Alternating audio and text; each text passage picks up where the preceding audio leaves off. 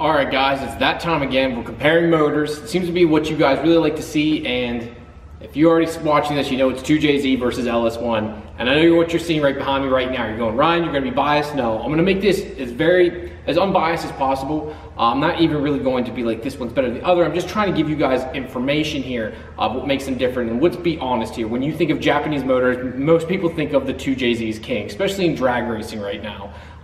When it comes to import motors, 2JZ right now, it seems to be king. And when you go over to the drag racing side of it, you know, the mod motors from the Mustang are really big right now, but the LS1 has been around so long, the LS motors, I should say, that has really become a massive platform. And I just kind of want to compare the two today, and I want to get you guys' opinion, which one you think's better and why you like it, or which one you stand with better, or, you know, just kind of get some information for you guys. But I'm going to try and give you guys as much information as I can now, and you guys form your own opinion. So right off the bat, guys, let me know down below, which one are you, 2JZ or LS based? Which one is your motor of choice? Now let's start off with, you know, the obvious information here. If you're looking at LS1 wise, you're looking at 5.7, and you had the LS2, which was a 6.0, and so on and so forth. The biggest thing you're gonna notice here is the 2JZ had two different models. There is technically a third model that not many people talk about, that was a non-turbo motor and stuff. It had direct injection. It was a very weird motor, and most people don't talk about. We're gonna kind of leave that out today. And the LS motor is, well, a ton. There's a ton of models of the LS-based motor. It came in just about everything from Chevrolet. I think even till this day, that motor's used in just about everything. Now they've moved on to the LT motors here again, which is kind of ironic because they had the LT motors in the early 90s, and now they've moved back to the LT base, but I digress there. So first off, we're gonna go ahead and compare it. You know, we've got a 3-liter over here. You've got two versions. You've got the variable valve timing version, and then you've got the non-variable valve timing version, which is in my Super here. And then you have the LS motors, which you had the 5.7, 6.0. Good Lord, it goes on and on and on. You had iron block, aluminum block, so many iterations of it now. Now let's look at it from a head standpoint. So we've got a flat tappet head over here for the 2JZ, and then we've got a pushrod motor over here using rocker cam style. So what does that mean exactly? So we'll start over here with what I know best, the 2JZ. I actually did a good video on this of how to install cams and how to build a head. I'll link that down below for y'all. So with the 2JZ, it uses probably one of the most basic designs possible. Takes a little bit longer to set up than a rocker style, but once it's set up, there's less moving parts. So with the 2JZ, it uses a flat tap design, which means you have a cam, you then have a bucket. That cam hits the top of that bucket, which you hopefully have a picture up here to show you guys. That bucket then depresses down a spring. That spring then pushes down on the valve itself. Well, I shouldn't say the spring, but the bucket pushes down on the spring and valve, pushes it open, and as the cam moves back around and it goes back up, and the spring obviously brings the pressure back up, seats the valve again, and that's it. That's as simple as it is. Now, that being said, a 2JZ is dual overhead cam, so there's two cams, there's double everything there. But with an LS-based motor, it is a pushrod motor. So let me show you what that does. So now that we're over here with the pushrod motor, what we're looking at is, imagine a bunch of rods. If I don't have it pushed up or shown up here, imagine a bunch of rods hitting on the top of each lobe of the camshaft. There's one camshaft underneath the heads that runs the whole way back. You have a bunch of rods that come down that then push up depending where the lobe's coming at. So you have the lobe coming up, pushes on that rod, then comes up, that long rod then comes up and hits a rocker. That rocker then depresses or pulls up on a valve spring and then pushes down the valve itself. So you would have the rod come up, you'd have a rocker, we have a rocker arm in the rocker itself that then depresses down the spring and the valve itself, opens that up, and then once the cam moves back down around again, that spring and the valve come back up and the revolution begins again. For me, I know what people are gonna say here, they're like, technically you're looking at it the wrong way because it only has one cam. In my eyes, I see this as more cumbersome. I know what people are gonna say, but it's so simple, you only have one cam. Again, I get it. But to me, it adds more headache. Again, personal opinion. Again, yeah, I know what you're gonna say, I'm biased, but that's my personal opinion. I'd love to hear comments below why you guys prefer the LS motor over 2JZ or vice versa there. But that's how I look at it, and I'm trying to break this down for you guys. So right there, it could go either way, whichever you like. The pushrod motor has been around for God, ever. I mean, it's known to work, it's known to make great power, so there's no issue there. Also guys, if you're wondering, I do like my beer. I'm drinking a Sam Adams Cold Snap today. Never had it, quite freaking good. I live here in Pennsylvania, so It's actually 60-some degrees today here in February, which is unheard of, so I'm trying to take advantage of it and trying to get a little bit of outside light in here for today. Now, let's talk about the one thing everyone's going to ask about. You know, the 2JZ is known for making all the power, and so is the LS. But the problem is here, again, the biggest issue I keep running into is comparing power, because the 2JZ was used from 1991 to around 2005, 2006, and it never really changed. Like, it was very, very similar across the board. Where the LS motor, there's so many iterations to try and compare it. It's not fair, because if you use the early model 5.7, it's not nearly as great as the later model 6.0, 6.7, and so on and so forth, the 7 liters and so on. The motors were so much better later on. To compare those to the same motor as the 2JZs the whole way out, it's kind of unfair, and that's why I'm trying to say, like, I can't give you guys a flat answer there, but just to give you information-wise here, the 2JZ is a cast iron block. All of them are cast iron, period, end of story. They used aluminum head with a cast iron block. They used a forged crank and forged rods. Now, the pistons were not forged. That's always a misconception. They are, I forget the material exactly, but they are not truly a forged piston head. But they were quite strong. The wrist pits on them were also quite strong. Believe it or not, the weak link in the 2JZs, the rods and not the pistons. Guys have been using pistons on those factory form, making 1,000, 1,100 horsepower, fine. If you're willing to go the cheap route, some guys have used eagle rods and used the stock pistons, crank, and all that stuff. It made pretty good power. Now, if you're in there, my suggestion, don't mess with that. Go ahead and upgrade the pistons, the rods, do everything right, get ARP head studs, do all the stuff you need to do. Don't mess around with all that, but in factory form, those motors are quite well built. They also have factory oil squirters to help cool things down onto the underside of the piston heads. Now, again, a lot of guys block those off and go to aftermarket pistons, because once you go to an aftermarket piston, most of them don't incorporate the fact that the 2JZ has oil squirters, so they're not really utilized, and by blocking them off, you're able to up your oil pressure. So now that we nailed all that out and we've talked about the 2JZ, let's get back over to the LS motors here and talk about how the bottom ends were built and which ones were forged and which weren't.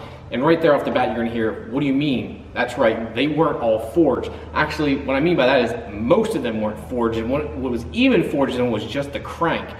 Pretty much all the motors, from the most part, weren't forged motors. Unlike the 2JZ, which they weren't, which again, I guess, was a cost-effective way of going about it. When you got up into the 7-liter LS2 and then LS7, those motors actually were forged. What I mean by forged, though, the crank was. The pistons and rods were not. But they could hold a good amount of power. You know, that wasn't an issue, although the LS7 had issues with the magnesium valves. That was another thing. If you owned a 06 Corvette, for the most part, when you got it, you wanted to take out the valves and get rid of those, but that's another issue in itself. Blocks, though, can actually handle a good bit of power. Now, some guys will keep them the way they are. They are actually rebraced from the LS1 when they went over to the LS2, same with the LS6 to the LS7, and then so on and so forth. They actually were quite strong block. They had aluminum block, and then they also had a cast iron block. The cast iron blocks were known to hold a ton of power. There was a 5.3 cast iron block, there was a 5.7 cast iron block, and there was, I believe, a 6.0 cast iron block that came in a couple other cars also. All of them very, very strong, all of them well capable to hold a ton of power and do it very easily. The biggest advantage, though, we're going to talk about here with that is displacement, displacement, displacement. What's the old saying, guys? I know, I guarantee someone has already wrote this. There's no replacement for displacement, and that's the truest thing ever. As great as the 2JZ is, as much power as it can take, it's still a 3-liter. You would stroke it out, make it 3.2, 3.4, and Tomei now makes a 3.6 liter stroker. It takes a good bit of work, but you're removing a bunch of material to try and make that work. Where you could just buy a big boy, get a 6 or 7 liter LS-based motor, and you have all the displacement you could ever need. You can see where, I can see where a lot of people are going this way. And when we're breaking it down now and talking about final results, a 2JZ nowadays, especially with non-BBTI, you're looking at $3,500 to $4,000 shipped into the US. Usually comes with an automatic trans, that's pretty much useless. So you're buying a motor with turbos and stuff that are pretty much useless. So you're pretty much playing for a head and block for $4 grand. Meanwhile, on the LS world, $4 grand is gonna buy you one of the best motors right off the showroom floor, brand new. Meanwhile, Toyota guys, we're buying used blocks going, come on, baby, roll that dice. We are hoping to God they aren't seized, they're still good, they still have good compression.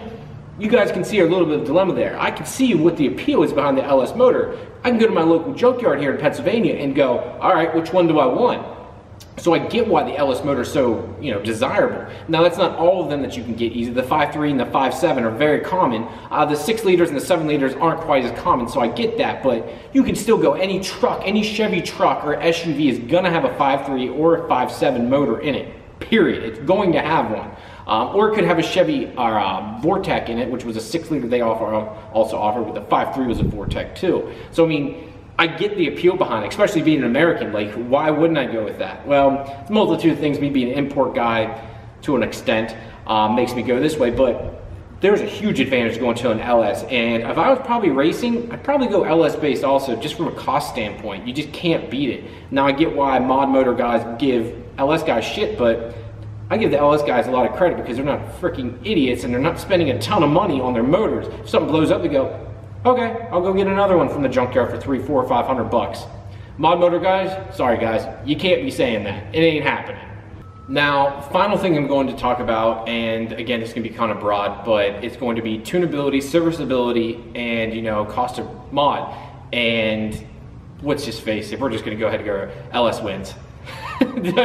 You can't be like, I've been looking up parts here all day, and I'm like, I just can't believe how cheap it is to mod an LS motor compared to a 2JZ. Being an import guy all my life, I'm like, holy cow. I got into the wrong cars. It would have saved me a ton of money being an American builder or an American guy.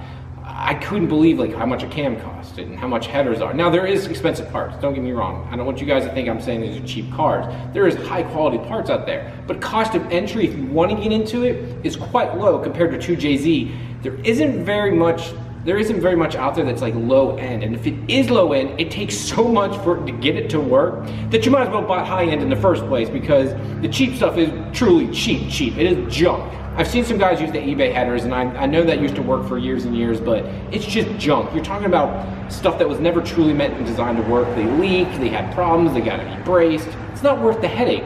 Meanwhile, the LS guys are going, I'm gonna call up Summit and order this, and this, have it shipped to you in a day or two at max, get it to your front doorstep, bolt it on, and if it's not perfect, you call Summit hotline, they go, okay, we'll take care of it. We don't have that. The closest thing we have right now is Real Street Performance. They're trying their damnedest to try and be a Summit or a Jegs for the import world. So I'm pretty happy about that. MVP Motorsports tried it also. I don't think they quite did as good of a job. Real Street, in my eyes, is doing the true, we're going to be Summit racing. We're going to beat them out and try and do it. But it still comes down to cost. Like the new turbo kit I got for this, if you actually MSRP it out and do everything, it's close to like a little over $10,000. And that's with some pretty basic parts. That's just hot parts. Yeah, not cheap.